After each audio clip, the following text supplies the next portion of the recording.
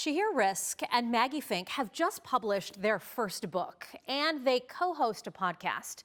They told me they're both regular people who also happen to be scientists, and that they want everyone else to find the same joy in learning about life and the human experience as they do. I'm a biochemist, and I study proteins. Meet Shahir Risk and Maggie Fink. I am a microbiologist.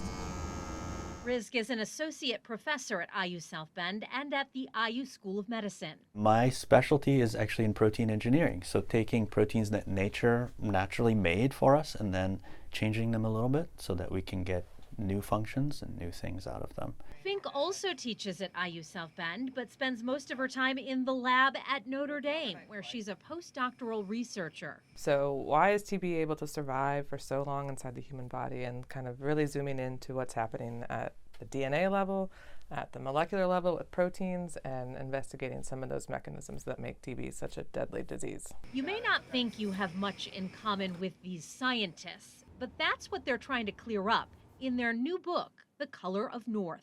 So the book has a lot of stories about our lives just as regular people, right? So those are experiences that are very human, and that's another goal, not just to get people to care about proteins and biochemistry, but see scientists and connect with people on the human level. In the book, which they wrote and illustrated, Risk and Fink weave together their life experiences and their research. There's a story about Fink's grandfather who passed away from Alzheimer's, an insight into Risk's experience immigrating to the United States. It's not that we're trying to trick people into learning science too, but just ways to better understand these human experiences that we have every day.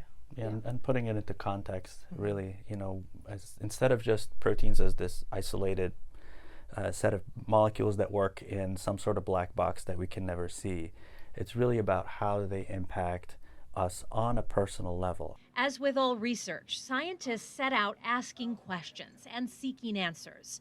That's also what these scientists do in their podcast, Rust Belt Science.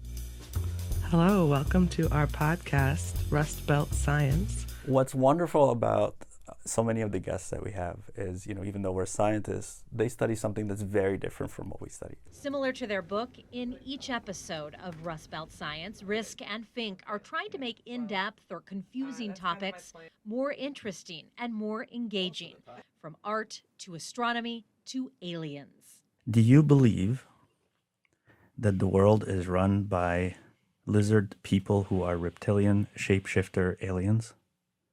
No. Risk and Fink connect fiction to reality through what they know as scientists and by seeking to learn more about what they don't. In an April 10th interview with a Notre Dame expert in fungal pathogens, they discuss whether fungus could really create a zombie apocalypse. I think The Last of Us gets people's attention, which to me was great, is bringing awareness of fungal infections.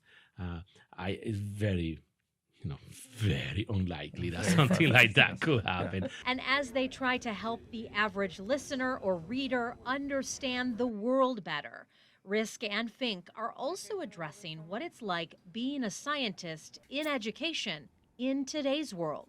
Scientists do what they do because they love it and there's joy in it, and science has never been completely eradicated. Shahir and I have talked about this recently. There's always been attacks on science throughout human history, and science still perseveres because it's one of the best ways we have to understand the world. And they're hoping to continue to pass that understanding, or at the very least, that appreciation, on to all of us. And to try to figure out what is it that we want to present to the public in a digestible way, in an interesting way, something that triggers the same kind of joy that we found when we first started learning about proteins.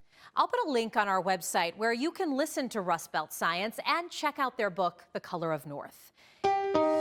Thanks for watching. Here's another story you may like, and subscribe to the WSBT 22 YouTube channel.